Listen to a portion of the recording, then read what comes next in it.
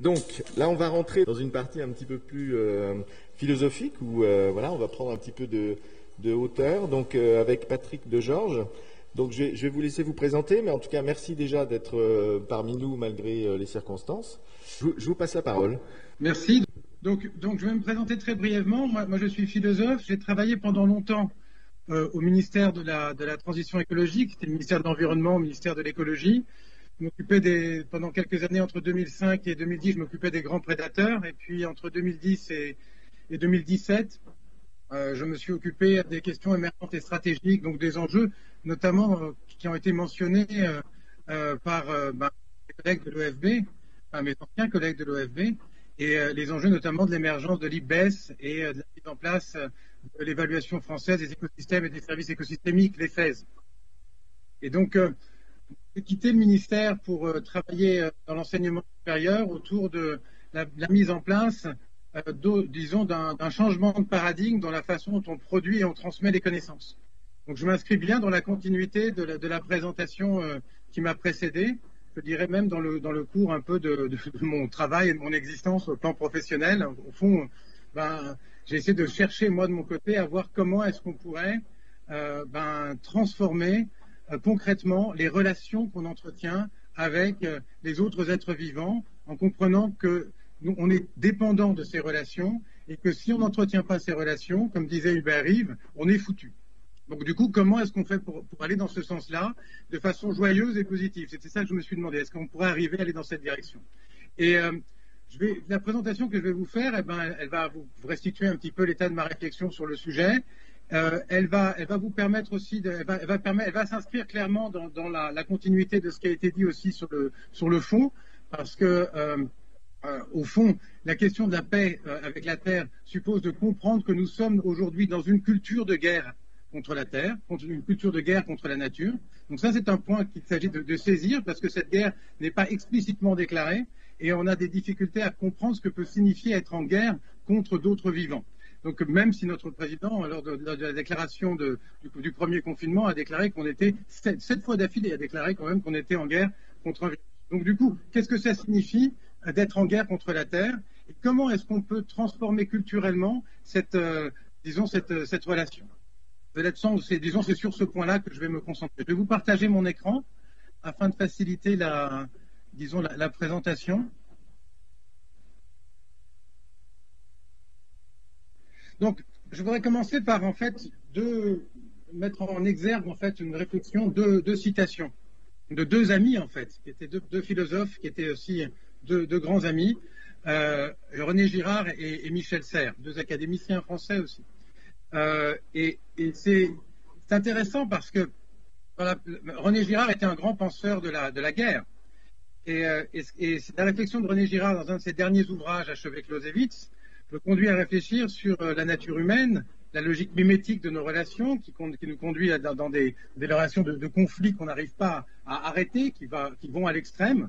Et du coup, en considérant la situation dans laquelle on est engagé, avec les enjeux liés à la raréfaction des ressources, à l'épuisement des ressources, ce qu'il voit, c'est finalement une inéluctable tendance vers finalement une amplification des logiques de guerre entre les humains et donc de guerre avec la nature. Et Michel Serres, de la même façon, avait réagi, je me souviens, à la sortie du livre de Girard, le travail de Girard, en faisant la remarque que René Girard avait sans doute raison, mais il avait peut-être oublié une chose, c'est que finalement, il y avait un nouvel acteur avec lequel on pourrait composer, et peut-être composer justement une autre dynamique que celle de la guerre, auquel notre nature semblait nous condamner, qui serait finalement la Terre. Et que finalement, avec Gaïa ou avec Biogé, Michel Serres parle de Biogé plutôt, dans le rapport à la Terre, dans la nécessité de comprendre qu'on doit faire la paix avec la Terre, on peut peut-être construire des conditions de la paix entre nous. Et cette dialectique-là est celle dans laquelle Michel Serres avait placé tous ses espoirs dès l'ouvrage Le contrat naturel qu'il avait fait en 1990.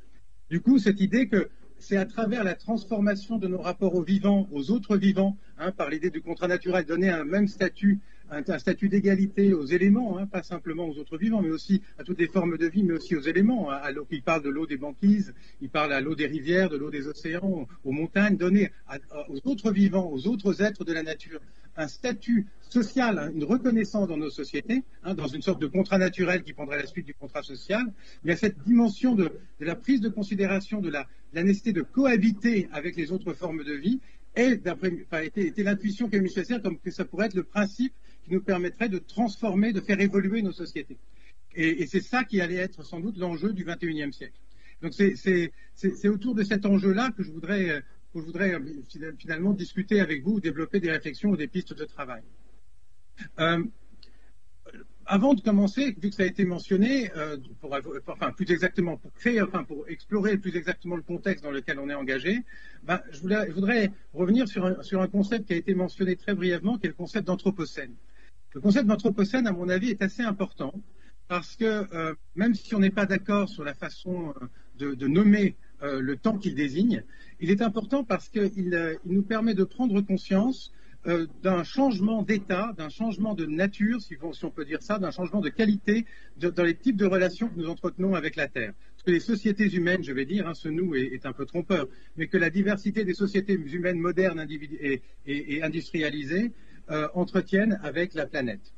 On se rend compte qu'ici, on est passé, on l'a bien vu dans la présentation précédente à propos des menaces qui pèsent sur la biodiversité, on est passé à une autre échelle dans les relations entre les activités humaines et la Terre. Les impacts des activités humaines sur la Terre se répercutent désormais à l'échelle du système qu'elles forment avec la Terre, et pas simplement à l'échelle régionale, et elles modifient le fonctionnement même de la Terre. C'est ce qu'on voit avec notamment ce dont le changement climatique est un symptôme.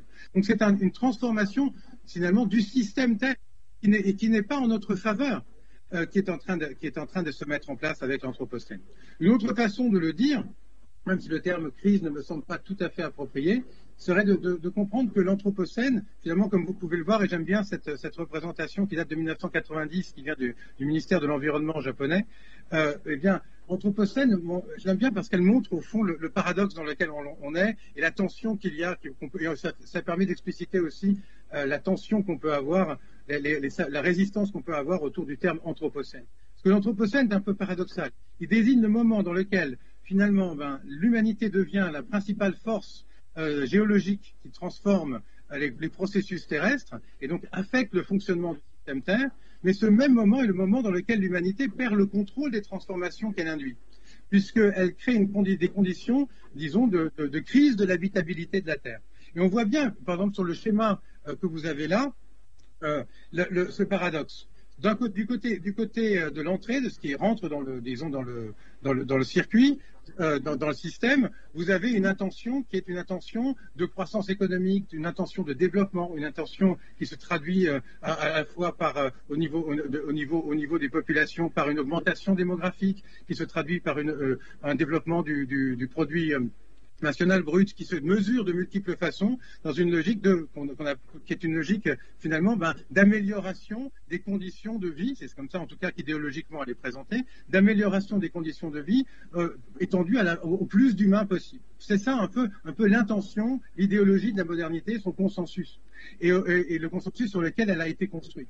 Et aujourd'hui, on se rend compte qu'en raison même de l'appartenance des sociétés humaines au système qu'elles forment avec la Terre, en raison même de l'interdépendance de ces sociétés par rapport à l'ensemble des processus biogéochimiques et des grands cycles biogéochimiques qui font le fonctionnement du système Terre, eh bien, cette intention, disons, de progrès, cette intention d'amélioration de la condition humaine se traduit par une crise radicale de l'habitabilité de la Terre. Une crise qui, potentiellement, met les civilisations actuelles face à un risque d'effondrement. Quand je dis potentiellement face à un risque d'effondrement, c'est quelque chose qui devient de plus en plus, je dirais, il y a une culture de l'axapsologie qui s'est répandue ces derniers temps et qui est très importante à mon avis parce qu'elle permet de comprendre la radicalité des enjeux dans lesquels on est engagé. Lorsque mon collègue de l'AFP a parlé de l'IPBES et des changements transformateurs, il a insisté sur la dimension sans précédent, la dimension holistique, systémique des changements qu'il s'agit de mettre en place. Mais on ne peut comprendre ces changements-là que si on comprend le danger auquel on est confronté, la nature de la menace profonde auquel nos sociétés, le risque existentiel auquel nos sociétés sont aujourd'hui confrontées, en raison même des changements induits par le fonctionnement normal des civilisations industrielles sur le système qu'elles constituent avec la Terre. Passer de l'Anthropocène à l'Holocène, ça veut dire sortir des conditions dans lesquelles les civilisations humaines telles que nous les connaissons ont pu se développer. Ce sont les seules conditions que nous connaissions et dont nous ayons l'expérience, dont nous ayons la mémoire qui permettent ce type de développement. Les conditions de l'Holocène, il y a à peu près 10 ou 11 000 ans, cette période interglaciaire qui s'est mise en place après le Pléistocène, les conditions de l'Holocène ont permis le développement de l'agriculture, des premières cités-États en Mésopotamie. Disons, les limites dans les variabilités climatiques, notamment de l'Holocène, qui ont permis le développement de grandes civilisations urbaines. Changer ces conditions, modifier ces conditions, c'est de facto mettre en péril la possibilité, la pérennité des civilisations dans lesquelles nous vivons aujourd'hui. Et la radicalité de ce risque-là, la radicalité du risque auquel on est exposé, peut-être est quelque chose à quoi nous avons du mal à faire face. Parce que, comme vous pouvez le voir, là, c'est une diapositive que j'avais empruntée à Bruno Latour il y a une dizaine d'années. Un de ses cours qu'il faisait à Sciences Po. Il l'avait passé, je crois qu'on avait même projeté à l'époque, lors du lancement de la stratégie nationale biodiversité à Chamonix en 2010. Et on avait fait une présentation autour de cette diapositive-là, justement. Et bien, quand vous regardez cette diapositive-là, vous comprenez peut-être un peu mieux, je vais vous expliciter pourquoi, il est si difficile pour nous de reconnaître le péril auquel nous sommes exposés. Quand je dis nous, je parle des sociétés industrielles, des sociétés modernes dans lesquelles nous habitons. Je ne généralise pas à l'ensemble des populations humaines et la diversité des cultures. Mais nous, en France en tout cas, et nous en Europe, nous, dans ces sociétés qui ont bénéficié du développement industriel depuis la fin du XIXe siècle, il nous est particulièrement difficile de comprendre le risque existentiel auquel nous sommes exposés, parce que ce risque est proportionnel au sentiment, disons, de puissance, d'indépendance et de confort que nous avons conquis pendant la période industrielle depuis la fin du XIXe siècle jusqu'à aujourd'hui. Si vous regardez le schéma ici, vous voyez que vous avez sur le graphe du haut, vous avez une logique de complexification. Une logique finalement qui nous conduit qui est celle que Bruno Latour qualifie de modernisation, le mouvement de la modernisation, qui est le mouvement par lequel on se rend de plus en plus indépendant des conditions naturelles. Dans nos existences quotidiennes, aujourd'hui par exemple, quand on décrit vivre en ville, c'est vivre déconnecté des processus de la nature, déconnecté des processus de production de ce qu'on mange, déconnecté des aléas véritablement impactés par le climat, en tout cas tant qu'on reste dans les variabilités climatiques et non pas dans les extrêmes. Eh bien, c'est vivre finalement dans ce que certains ont pu qualifier comme une sorte d'extinction d'expérience de la nature. Cette extinction d'expérience de la nature nous rend insensibles ou indifférents aux destructions induites par nos modes de vie, puisqu'on ne les voit pas, on n'est pas connecté. Hein. Et de notre côté, on n'est pas en relation, donc c'est difficile d'éprouver une compassion pour ceux avec quoi on n'est pas en relation. Et d'un autre côté, elle nous rend aveugles à nos dépendances. Parce que plus nous modernisons, plus nous devenons dépendants de processus naturels, plus nous devenons dépendants de ressources, que ce soit de ressources naturelles, que ce soit à l'échelle l'échelle macro de la Terre, puisque nos modes de vie modifient la composition des océans et de l'atmosphère, mais aussi bien à l'échelle, je dirais, micro des nanoplastiques et des compositions, des polluants chimiques et des substances chimiques artificielles qu'on introduit massivement dans l'environnement. Nous devenons de plus en plus vulnérables en raison des modifications et des dépendances induites par la complexification et l'extension de notre puissance sur la nature. Et ça, c'est un paradoxe. Et ce paradoxe peut permettre de comprendre pourquoi il est si difficile aujourd'hui culturellement de comprendre que l'Anthropocène n'est pas le moment dans lequel l'humanité prend le contrôle de son destin pour mettre en place une sorte de géo-ingénierie terrestre, mais risque d'être le moment, et pour l'instant fort probablement le moment dans lequel l'humanité est en situation de perdre le contrôle de sa destinée, comme le disait René Girard, et en situation de pouvoir finalement se retrouver confronté à la création finalement de conditions qui conduiraient potentiellement dans une centaine d'années ou cinquantaine d'années, on ne sait pas, mais dans un temps très proche, à un effondrement, voire à une extinction de l'espèce. Donc du coup, là, ce paradoxe-là peut s'expliquer de cette façon, par cette déconnexion dans laquelle on est engagé en raison du processus de modernisation et de l'idéologie qui est derrière la modernisation. Bruno Latour a très bien analysé ça, hein, nous n'avons jamais été modernes. Et vous voyez bien que dans cet espace, cette faille qui s'élargit entre, disons, le mouvement de la modernisation, la complexification, la complexité et la puissance, le développement de la puissance de nos sociétés disons, sa vulnérabilité, son exposition à la Terre et aux transformations du système Terre, eh bien, dans cette faille, eh bien, prolifèrent les risques systémiques. Le risque du Covid, dans lequel, la pandémie de Covid, par exemple, que l'IPBES a très clairement dans un rapport il y a l'année dernière, il me semble, rapporté dans un rapport à bien identifié comme étant lié à la destruction de la biodiversité, n'est pas un événement exceptionnel. La pandémie ne va pas être exceptionnelle, n'est pas exceptionnelle. Elle nous semble exceptionnelle puisque par rapport à notre normalité, elle crée un avant et un après.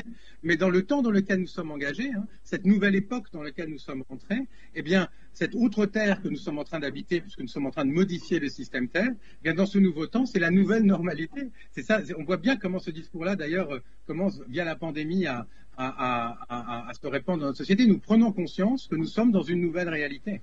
Et dans cette nouvelle réalité, ce qui nous semblait une exception, que ce soit des événements climatiques extrêmes ou autres, deviennent, ou des pandémies, deviennent notre nouveau quotidien et auquel nous devons nous adapter. C'est ça les enjeux d'adaptation aux transformations qu'on a induites sur la Terre. C'est ça que signifie mettre en danger l'habitabilité du système Terre. Et la prolifération des risques systémiques liés à la déconnexion entre le développement de nos sociétés et leur exposition aux transformations qu'elles induisent sur la Terre et finalement ce à quoi nous serons de plus en plus confrontés pendant tout le XXIe siècle. Une autre façon de comprendre ce paradoxe dans lequel on est engagé, ça c'est une œuvre qui a été exposée à la Biennale d'Istanbul en 2019, et je reviendrai sur la Biennale d'Istanbul, c'était le 7e continent, et elle portait justement sur une sollicitation des artistes autour finalement des réalités de l'Anthropocène. Le 7e continent fait référence au continent de plastique, vous savez, qui émerge dans les océans. Eh bien, une autre façon peut-être de comprendre ce paradoxe, cette difficulté dans laquelle on est engagé, pour comprendre finalement qu'au moment où nous sommes, je dirais, au sommet de notre puissance, nous découvrons, nous avons du mal à accepter en fait notre profonde vulnérabilité. Le fait que cette puissance, ça fait qu'accroître notre vulnérabilité, ça peut être finalement de réfléchir sur ce paradoxe, qu'on pourrait dire le paradoxe de la rotondité de la Terre, hein, le paradoxe du fait que la Terre est un système où tout est interdépendant, qui fait que finalement chacune des actions que je fais dans mon quotidien contribue, dans la mesure où ce quotidien s'inscrit dans une société industrielle massivement dépendante de l'utilisation d'énergie fossile. Jamais on n'a utilisé autant d'énergie fossile dans l'histoire de l'humanité. Hein. Ça, il faut s'en souvenir. Jamais on en a utilisé autant. Donc, on est au top de ce qu'on n'a jamais diminué. Là, on est au top de ce qu'on utilise en termes d'énergie fossile aujourd'hui depuis toute l'histoire, depuis l'exploitation du pétrole. On n'a jamais arrêté d'en utiliser plus. Donc, du coup, si on considère ça, quand je dis énergie fossile, je parle de charbon, pétrole, gaz. Et les autres énergies s'additionnent à ça. Donc quand on parle de transition énergétique, on voudrait dire que ce qui aujourd'hui s'additionne devrait remplacer ce qui aujourd'hui constitue, disons, la part la plus importante, disons, de l'énergie que nos sociétés consomment pour maintenir leur fonctionnement et leur complexité. Vous voyez qu'on est confronté à quelque chose qui pourrait ressembler à une impasse. Eh bien, quoi qu'il en soit, quand on réfléchit à ce paradoxe, le simple fait de vivre dans nos sociétés, de prendre sa voiture, d'utiliser les moyens de télécommunication qui nous sont proposés pour travailler, eh bien, nous conduit à contribuer, et ça c'est un problème de responsabilité sur lequel il pourrait être intéressant de travailler philosophiquement, nous conduit à contribuer, à participer, à devenir complice, si l'on veut, de la 6e extinction, de la destruction des conditions d'habitabilité de la Terre. Et ça c'est cet effet retour, hein, comment dire, de rétroaction, cet effet de boucle, de rétroactive, est un des éléments caractéristiques de l'Anthropocène dans lequel on est engagé. Nos intentions nous reviennent, mais renversées. Elles nous reviennent inversées. Et d'une certaine façon, c'est comme si l'humanité ici n'est pas au volant de cette mini Cooper qui a sur ses plaques d'immatriculation marqué United Nations. L'humanité n'est pas au volant, elle est plutôt possédée comme par une sorte de démon qui ressemble à une méduse et qui pétrifie l'avenir. On voit bien qu'ici, la question de savoir qui est au volant, qui pilote, est la question qui se pose. Et clairement aujourd'hui, quand on voit l'échec des négociations jusqu'à Glasgow l'année dernière, le continuel échec, par exemple, des négociations dans le cadre de l'UNFCCC, du cadre des Nations Unies pour les négociations sur le climat, quand on voit en fait l'accumulation d'échecs sur les 30 dernières années, on peut considérer qu'au fond, est-ce qu'il y a une humanité? Il n'y a pas vraiment d'humanité, il n'y a pas vraiment de sujet géopolitique qui soit en train de piloter la trajectoire disons que nous composons avec le système Terre. Il n'y a personne, ou alors ce qui est dans le siège du pilote on nous échappe totalement. Excusez-moi, juste que j'éteigne ça.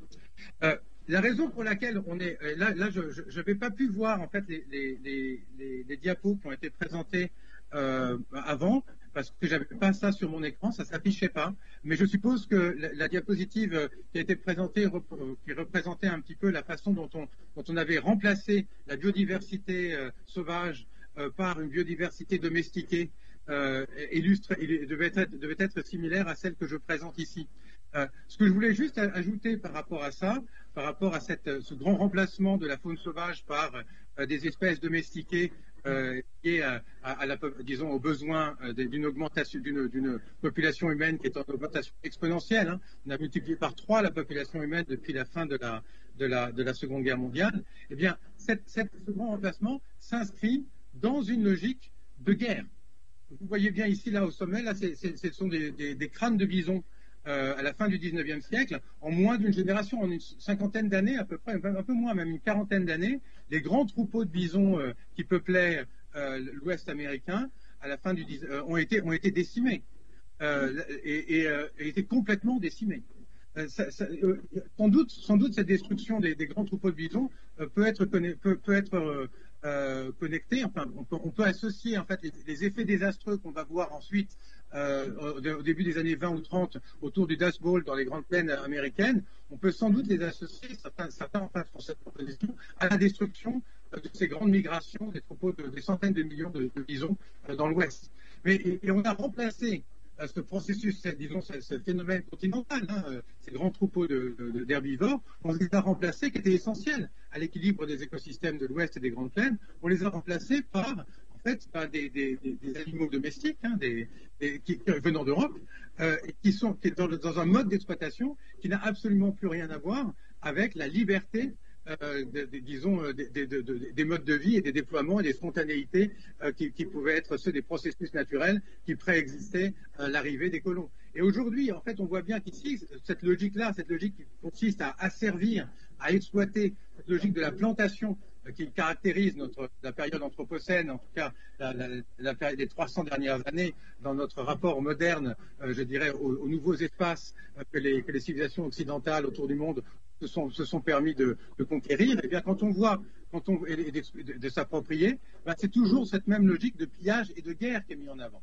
Et cette guerre contre la nature est vraiment le paradigme à partir de laquelle notre époque s'est construite. D'une certaine façon, on a essayé de faire la paix entre les hommes sur le dos de la nature, en faisant la guerre contre la nature. Et là pour aller dans le sens de... Voilà, Hubert Reeves il avait tout à fait raison. Aujourd'hui, Guterres, le secrétaire général des Nations Unies, dit la même chose. Nous devons faire la paix avec la Terre. C'est la tâche majeure du XXIe siècle. C'est la priorité principale qui devrait être celle de tous et partout. Je traduis rapidement ce qui est écrit là. Cette prise de conscience, elle n'est pas récente. Elle remonte à une dimension dans laquelle elle a été formalisée.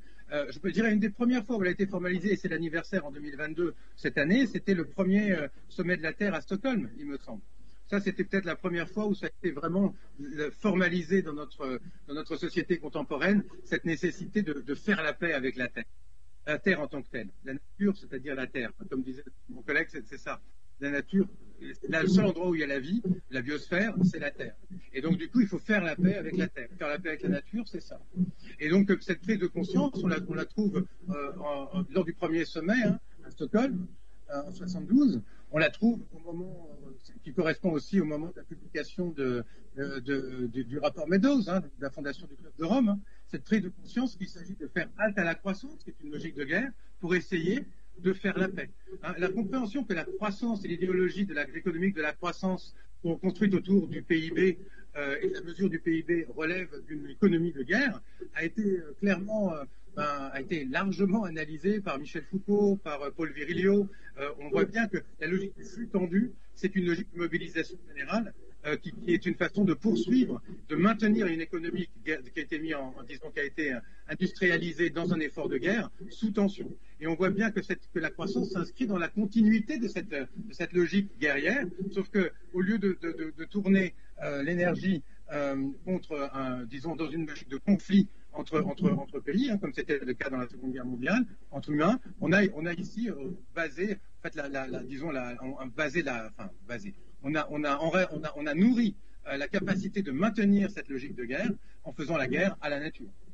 Donc on a bien cette compréhension qui remonte assez loin et qui finalement, on peut se demander d'ailleurs pourquoi, alors que les prises de conscience dans les années 70 étaient assez limpides et on n'a pas vraiment beaucoup progressé sur la compréhension de ce qu'il faudrait faire et de ce qu'on ne devrait plus faire depuis les années 70, on peut se demander pourquoi on n'a rien fait depuis, pourquoi on n'a pas beaucoup avancé sur le chemin de la paix avec la Terre. Mais quoi qu'il en soit, on voit bien que ce chemin n'est pas un chemin viable. On ne peut pas continuer à faire la guerre, le chemin de la guerre n'est pas un chemin viable, parce qu'on est en train de perdre cette guerre. Et effectivement, perdre cette guerre est suicidaire. On voit bien que dans les 50 prochaines années, en raison même des impacts du changement climatique, un ensemble de zones qui sont parmi les zones les plus habitées du monde vont se retrouver littéralement inhabitables. Donc on est en train de créer, vraiment, on est en train littéralement de perdre du terrain dans cette guerre. Donc il est absolument urgent de pouvoir se reconfigurer dans une logique de paix. Il est absolument nécessaire de pouvoir faire cela aujourd'hui. Et aujourd'hui, on pourrait dire que finalement, nos sociétés se recomposent de façon culturelle, autour d'une sorte de guerre culturelle et transgénérationnelle, autour d'un nouveau grand partage. Et c'est plus un grand partage de ceux qui seraient pour la nature, contre, disons, les dérives de la société, ou c'est plus une opposition entre nature et culture. C'est plutôt une opposition face au risque d'extinction entre ceux qui sont qui s'inscrivent les formes de vie, je dirais, qui s'inscrivent dans humaines et non humaines, les formes de vie qui s'inscrivent dans des actions, une logique qui permet des processus qui permettent de stabiliser les changements en cours et de maintenir maintenir le système Terre dans un état, je dirais, qui permettrait de maintenir son habitabilité pour la plupart, pour la majorité des humains et des non-humains, pour le plus longtemps possible. Ça, ce serait finalement la première démarche qui irait dans le sens de la paix, chercher à négocier une paix. Et de l'autre côté, ou au moins une armistice, et de l'autre côté, ce sont des formes de vie qui ont tendance à amplifier les changements en cours, nourrir des rétroactions positives qui amplifient les effets du changement climatique ou les effets en cascade de destruction des habitats et des espèces. Et donc, du coup, ici, on aurait des logiques qui amplifient la logique de guerre. Et donc, finalement, le positionnement de nos sociétés, finalement, il est entre ceux qui sont pour la guerre et qui veulent amplifier cette logique de guerre ou ceux qui sont pour la paix. Et donc on peut dire que ça peut être un prisme qui nous permettrait peut-être de mieux comprendre comment se recomposent, disons politiquement et moralement, nos sociétés autour de cet enjeu-là. L'enjeu a bougé.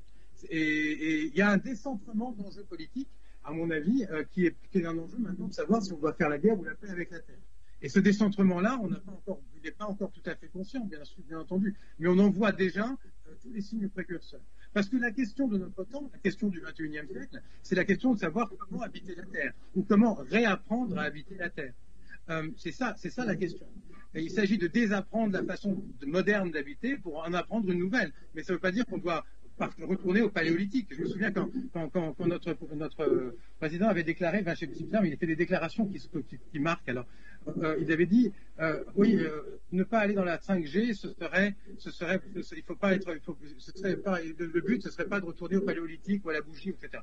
Cette idéologie-là est intéressante parce qu'on voit bien que l'idée de renoncer à certains des conforts ou à certains des bénéfices technologiques de la modernité n'implique pas nécessairement de retourner ou de régresser à un stade de sous-développement humain. Il s'agit d'imaginer d'autres formes de développement. Il s'agit d'imaginer d'autres formes d'épanouissement humain. Il s'agit d'imaginer d'autres trajectoires de développement technologique que ceux dans lesquels nous sommes engagés et qui sont extrêmement énergivores et extrêmement destructeurs de ressources. Il s'agit d'imaginer des technologies, par exemple, et des façons de pouvoir ressentir notre propre épanouissement qui seraient aussi régénérateurs des habitats dont on dépend, par exemple. Et donc, réapprendre à habiter la Terre, c'est se demander justement comment cela serait possible. Et cette question de l'habitation de la Terre, comme étant au cœur de l'habitation de la nature, si vous voulez le dire plus simplement, comme étant au cœur de la pensée politique, eh bien, très moderne. C'est très clair. En fait, c'est la modernité qui a créé, vers le XVIIe siècle, avec la mise en place des États centralisés, c'est la modernité qui a vraiment créé cette rupture entre la question politique et la question du bon gouvernement, je dirais, de la nature. Comme si finalement, d'un côté, la question de la nature n'était qu'une question de technique, et la question du gouvernement de la nature n'était en fait qu'une question de gestion rationnelle des ressources. Et de l'autre côté, se posait vraiment la question politique, celle autour duquel pouvait se poser la question d'un bien commun qui ne concernerait, dans le cadre d'un pacte social, que les humains. Que les humains, et encore que certains humains, et toujours pendant un certain temps pas beaucoup d'humains, et après un petit peu plus à mesure qu'on a élargi la possibilité d'accès à la citoyenneté et la culture et la connaissance et l'alphabétisation, etc. dans nos sociétés, ont permis à plus d'humains finalement de s'intéresser aux enjeux de leur bien commun. Mais on voit bien que cette séparation là entre d'un côté la nature, question technique, gestion technique, et de l'autre côté les humains, question politique, elle est au fondement de notre pensée moderne. Or, quand on retourne à la pensée prémoderne, par exemple, pas les Grecs nécessairement, mais juste au prélude de notre modernité, et qu'on regarde par exemple l'allégorie du bon et du mauvais gouvernement d'Ambrogio Lorenzetti, que vous connaissez certainement, eh bien, ce qu'on voit, c'est que le mauvais gouvernement, c'est clairement un gouvernement qui... Excusez-moi, je prends un petit peu d'eau. C'est clairement un gouvernement, un mode de façon de s'occuper des hommes qui les conduit à la guerre, à la destruction, à la dépopulation, mais c'est aussi une désertification de la nature. C'est aussi une destruction des habitats. Il n'y a pas d'autre forme de vie qui subsiste dans le désert, des ravages induits par la guerre et les pillages. Quand on regarde le bon gouvernement, on voit bien que, de même qu'il favorise l'épanouissement et le bien-être des populations, de même, il favorise, je dirais, un beau développement, un bon développement, un soin des paysages, de la nature, des autres formes de vie, en tout cas de certaines autres formes de vie. Donc, sans rentrer dans les détails ici, ce que vous voyez bien, c'est que repenser cette question, remettre la question de l'habitation de la Terre au cœur du politique, c'est revenir à une question dans laquelle finalement la question du bien commun inclurait ou pourrait inclure, pourrait être quelque chose que nous pourrions partager avec les autres vivants. La considération des autres vivants, ce serait quel serait le bien, comment repenser et remettre au cœur de la question politique une définition du bien commun qui inclurait leurs intérêts, par exemple. Ça, c'est quelque chose qui, à mon avis, évidemment, c'est pas exactement ce qu'on avait avec Lorenzetti, mais c'est la façon dont aujourd'hui on pourrait réinventer cette politique très moderne. Et c'est ça peut-être qui est en jeu aujourd'hui, et c'est ça peut-être qu'on est en train de discuter, il me semble. Enfin, je crois. Repenser nos façons d'habiter la Terre, ça peut se faire ça peut ouvrir différents avenirs possibles. Il peut y avoir différentes propositions en ce sens-là. Là, ce que je vous ai montré, ce que je vous montre rapidement, mais je ne vais pas rentrer dans le détail, parce que je ne pense pas avoir le temps. Je regarde là. Ouais. Je ne pense pas avoir trop le temps de faire ça. Mais si vous regardez ça, vous avez une petite cartographie autour d'un carré logique, autour finalement des façons de nommer et d'interpréter l'Anthropocène. d'interpréter le temps dans lequel nous sommes. Et on pourrait considérer que voilà, quand vous avez le discours officiel de l'Anthropocène, le discours qui est celui qui est porté au niveau des Nations Unies, le discours qui a été porté autour de la mise en place des objectifs de développement durable, etc. Quand vous avez ce discours de l'Anthropocène, ce que vous voyez, c'est que ce qui est important, ce qui est fondamental, ce sont les enjeux de sécurité. En revanche, si vous voyez par exemple un discours qui serait plus un discours centré sur la nécessité de mettre en avant la protection des communautés locales, de mettre en avant la défense de la capacité de ces communautés de pouvoir satisfaire leurs propres besoins, vous allez avoir plus une approche qui va être centrée sur le développement, par exemple, de communs et d'une pensée des communs. Donc vous allez avoir finalement des différentes options qui vont s'opposer au paradigme dominant du capitalocène, au paradigme dominant de l'exploitation, au paradigme extractiviste. Et donc ces différentes propositions peuvent conduire à différentes façons de proposer des façons de répondre aux enjeux de l'Anthropocène. Et ce sur quoi j'aurais aimé qu'on se concentre un petit peu plus, ce qui me semble être le plus pertinent aujourd'hui, et peut-être celui qui est le plus porteur de transformation systémique, c'est celui qui nous irait dans le sens d'un symbiocène, c'est-à-dire de la paix avec la Terre. Et vous voyez qu'il y a beaucoup de discours qui nous permettraient d'explorer cette direction. Des discours qui passent par la jurisprudence de la Terre et la possibilité d'attribuer une personnalité légale ou des droits, éventuellement, voire s'attribuer à nous reconnaître des devoirs vis-à-vis d'êtres de la nature ou d'entités naturelles, qui va vers la reconnaissance de la valeur des traditions indigènes et des cosmovisions indigènes dans le cadre de la prise du soin des milieux. Il y a eu l'année dernière, il me semble que la directrice de UNESCO, Azoulay, avait déclaré qu'une reconnaissance, c'était en 2020, oui, une reconnaissance de la valeur des savoirs indigènes, promue notamment dans le cadre de l'IPBES, mais une reconnaissance des savoirs indigènes pour la lutte contre le changement climatique. Alors ces savoirs indigènes, ces cosmovisions, dont la Pachamama est la plus connue, eh bien, ces savoirs indigènes sont inscrits dans une logique dans laquelle il s'agit de maintenir des relations avec la Terre qui sont des relations qui ne sont pas des relations d'extériorité. Il s'agit de se penser en intériorité, en appartenance à la Terre. Donc on est bien ici dans une pensée qui met en avant le primat de nos relations avec la diversité des autres vivants et qui met au cœur finalement de l'intention du faire communauté humaine, au cœur de l'intention du faire société humaine, de ce que ça signifie faire société, la nécessité de faire société avec les autres êtres que les humains, les autres êtres dont on dépend, qui explicitent les interactions, les interconnexions qu'on a avec l'ensemble des vivants au sein de nos sociétés. C'est aussi ça peut-être qu'on a comme difficulté aujourd'hui, c'est qu'on a une difficulté de rendre visible, d'expliciter dans nos relations, dans nos modes de fonctionnement, dans nos comportements, dans nos représentations, la trame des vivants dont on dépend. Et c'est cet oubli culturel, cet oubli-là contre lequel on doit travailler, on doit lutter contre cet oubli. Et c'est vrai que les cultures indigènes peuvent être une ressource pour nous aider justement à nous ressouvenir du sens du faire société humain.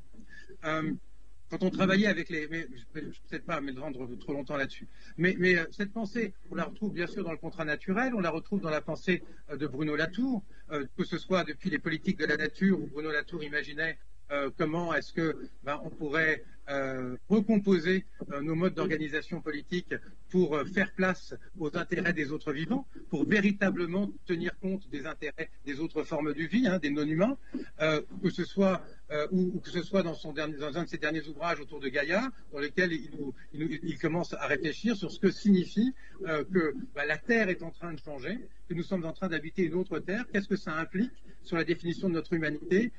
De comprendre que finalement la Terre, d'une certaine façon, a sa propre spontanéité, est un acteur en tant que tel, est un agent de transformation en tant que tel. Qu'est-ce que ça peut impliquer par rapport à notre définition en tant qu'être humain, par rapport à cette nouvelle compréhension de notre condition terrestre qui vient nous rappeler en fait finalement que nous sommes des fils de la Terre. Qu'est-ce que ça peut, comme les Grecs le pensaient déjà, comme toutes les cultures traditionnelles l'avaient compris. Comment aujourd'hui redonner sens à cette compréhension qui nous vient notamment des sciences du système Terre et auquel on est confronté en raison des conséquences de l'Anthropocène à travers le changement climatique et autres. On a beaucoup de propositions ici. J'en mentionne que quelques-unes. Mais donc, du coup, comment est-ce qu'on essaie de réimaginer la cohabitation avec la Terre, le partenariat avec la Terre et avec les autres vivants, le fait de chercher des conduites, des pratiques de pacification dans nos interactions avec les autres vivants, comment est-ce que ça pourrait devenir une façon de réinventer nos façons de faire société entre nous. Et c'est ainsi qu'on imaginerait d'autres façons d'habiter la planète.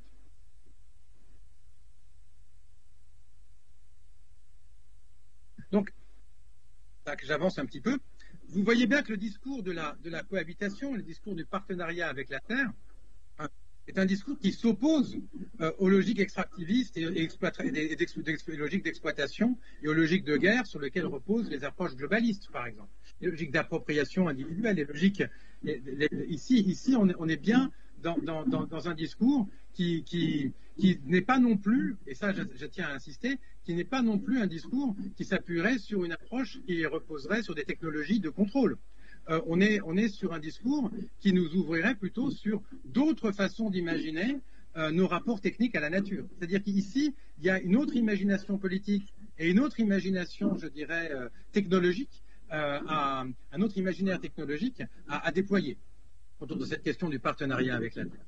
Le contrôle de la planète, la logique sécuritaire qui consisterait par exemple à essayer de se défendre de la montée des océans par des opérations, des développements d'ingénierie plus ou moins complexes ou plus ou moins importants, n'est pas de la même nature que le partenariat dans lequel je réfléchis aujourd'hui. Je vous invite à réfléchir aujourd'hui.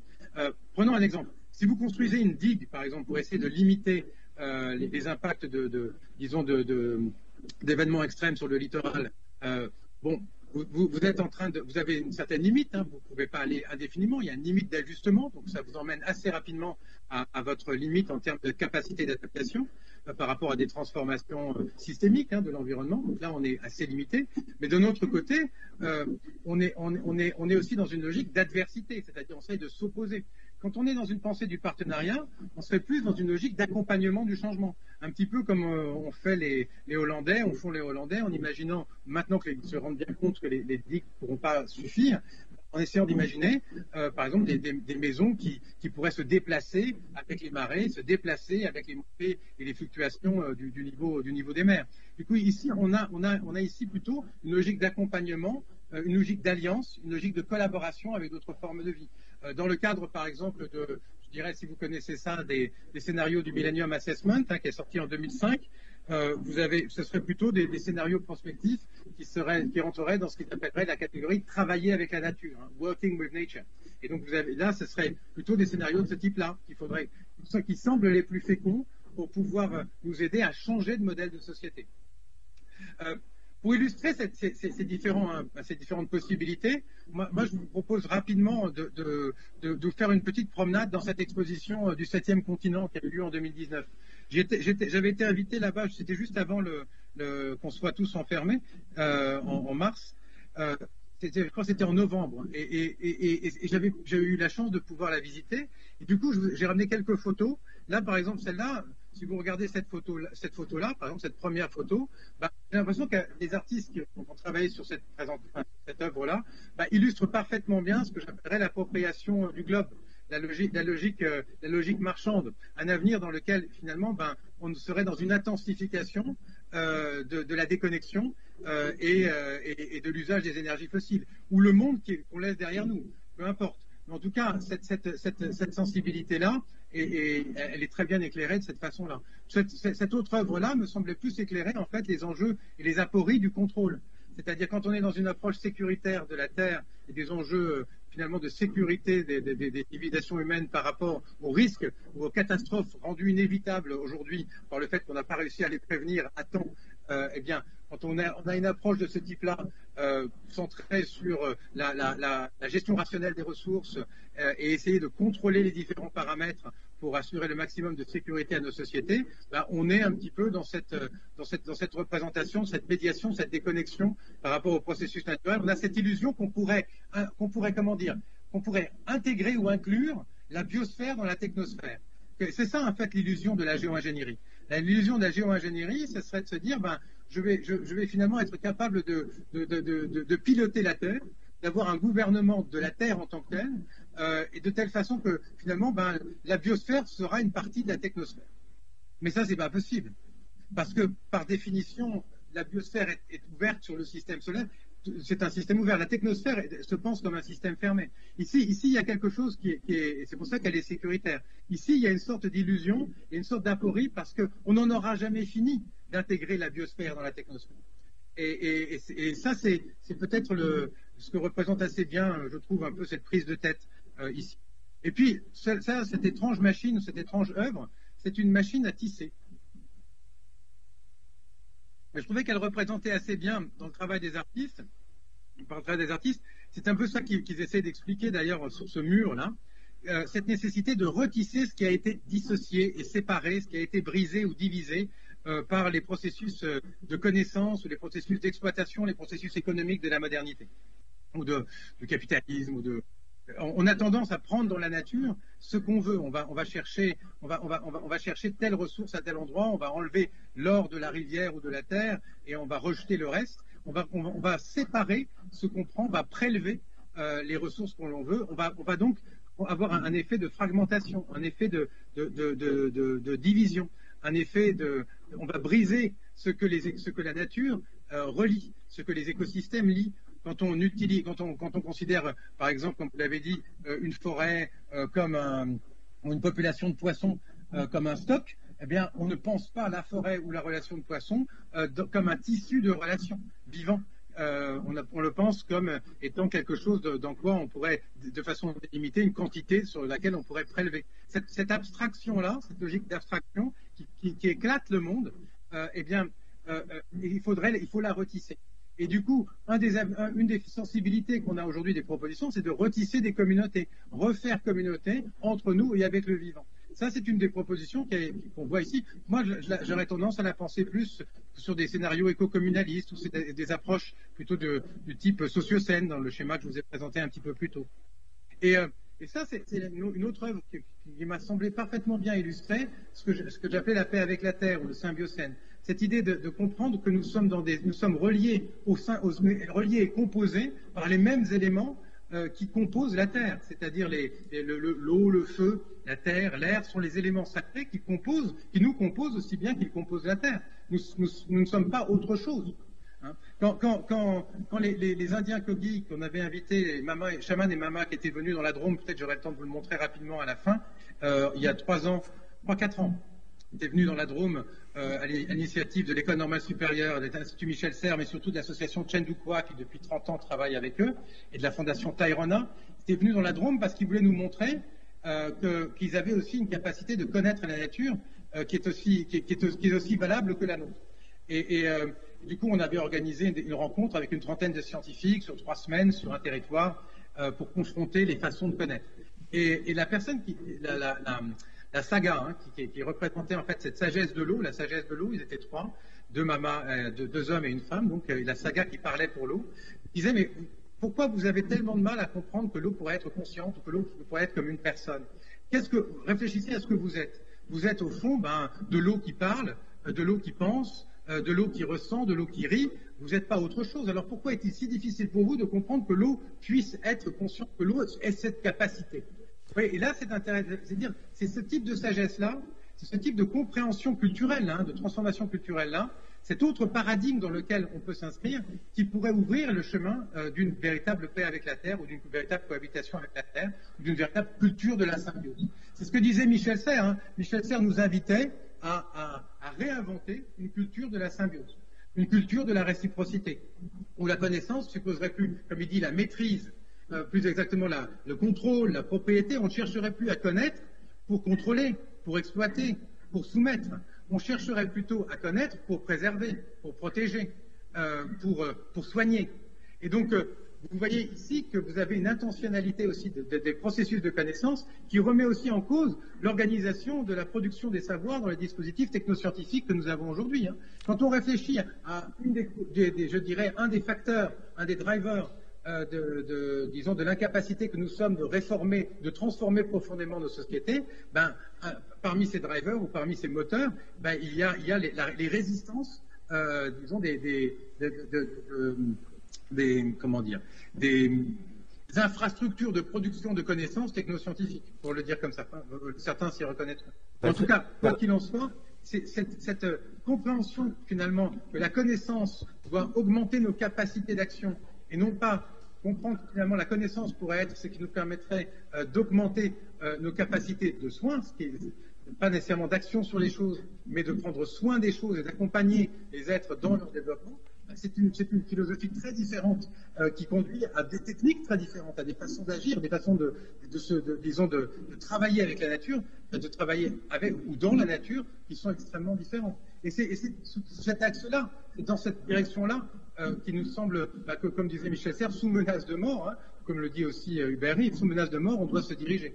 Et quand vous regardez là, très rapidement, parce que je ne pense pas avoir beaucoup de temps pour entrer dans le détail encore là-dessus, mais quand on pourra revenir après, j'ai presque terminé, quand vous regardez finalement, au fond, cette cartographie de stratégie qui reprend le même carré logique que je vous ai présenté un petit peu plus tôt, vous voyez que finalement, la logique de la paix avec la Terre, c'est une logique finalement qui s'inscrit en haut à droite. C'est une logique qui nous permet, de nous engager dans des réformes de la société qui sont des réformes profondes des modes d'organisation. C'est-à-dire qu'aujourd'hui, on a tendance à avoir une approche assez sectorielle, hein, encore malheureusement, des enjeux de climat et de biodiversité. Comme on a toujours une approche qui est basée, comme on l'a dit, sur les entre guillemets petits pas, c'est-à-dire sur des logiques d'ajustement, dans lesquelles finalement on essaie de répondre à des urgences. On n'est pas dans une approche de transformation systémique de nos façons de nous relier les uns aux autres, ou d'habiter la Terre, ou de nos systèmes d'échange. Or, réfléchir justement à cette dimension de la paix avec la Terre, de transformer nos rapports au vivant, ça suppose de s'inscrire dans ce type de transformation. Et ça donnerait quoi? Ça donnerait un nouveau droit, par exemple. Un droit qui serait un droit basé sur la reconnaissance de la valeur intrinsèque des êtres de nature et des êtres qui composent la nature. Après, la définition de la délimitation de ces êtres, c'est un sujet qui devrait faire l'objet d'un débat public à partir duquel, contextuellement, on redéfinirait les façons de faire société. Mais je pense que Pascal Ferrand en parlera beaucoup mieux que moi. Les enjeux d'économie symbiotique ou d'agriculture, l'économie symbiotique, au fond, on peut imaginer ce que ça peut être. Je dirais que seulement si on commence à réfléchir à bon niveau, qui consisterait à repenser la signification de la monnaie. En France, on a plus de 300 monnaies complémentaires, alternatives, locales, qui essayent finalement de réancrer les logiques socio-politiques et qui ne sont pas simplement économiques d'échange monétaire dans la réalité des territoires. Donc en fait, l'enjeu dans lequel on est engagé aujourd'hui, c'est de rendre à nouveau, finalement, de recréer des conditions d'habitabilité du monde. C'est un enjeu dans lequel on doit comprendre qu'on n'est pas seul. L'espèce humaine n'est pas seule responsable de l'habitabilité du monde. Elle sera plus apte à recréer des conditions d'habitabilité dans la mesure où elle reconnaît que tous les autres vivants contribuent à produire et à entretenir l'habitabilité de la biosphère. Et là, vous avez une image qui est tirée du site une capture d'écran tirée du site Zoépolis de Nicolas Rush, qui peut vous être intéressant et vous inspirer sur ce type de sujet, dans lequel finalement il essaie d'imaginer une évolution des approches en design vers une approche en design qui inclurait ou qui prendrait de plus en plus en compte, qui se décentrerait pour prendre en compte non pas simplement les intérêts humains, mais de plus en plus, d'abord et avant tout, les intérêts des ensembles conformes avec d'autres humains, voire ceux d'autres espèces, ou les intérêts ou la préservation des relations qui constituent disons, les habitats que nous partageons avec les autres espèces. Et pour conclure, je dirais qu'au fond, aujourd'hui, il s'agit de passer d'une réflexion qui était essentiellement centrée sur les enjeux de biodiversité, parce qu'on parle de biodiversité, que ce soit en ville ou hors de la ville, qui était essentiellement centrée sur des problématiques de coexistence, c'est-à-dire finalement, on se demandait comment éviter, réduire et compenser les impacts de nos activités sur les milieux naturels, et donc ça c'est des enjeux techniques et économiques, à des possibilités de mieux inclure les intérêts et les usages des autres vivants dans nos projets de développement.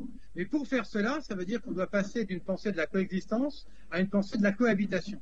Et passer à une pensée de la cohabitation, ça veut dire c'est comprendre qu'avec les autres espèces, on fait œuvre commune de construction d'un habitat partagé. Et à partir de là, si on fait œuvre commune de construction d'un habitat partagé, eh bien, ça veut dire qu'on fait communauté. Le sens de la communauté, les frontières de la communauté ne s'arrêtent pas aux humains. Et à partir de là, l'enjeu de la justice, par exemple, s'en trouve modifié, ce qu'explique bien Aldo Léopold dans les approches de l'éthique de la Terre.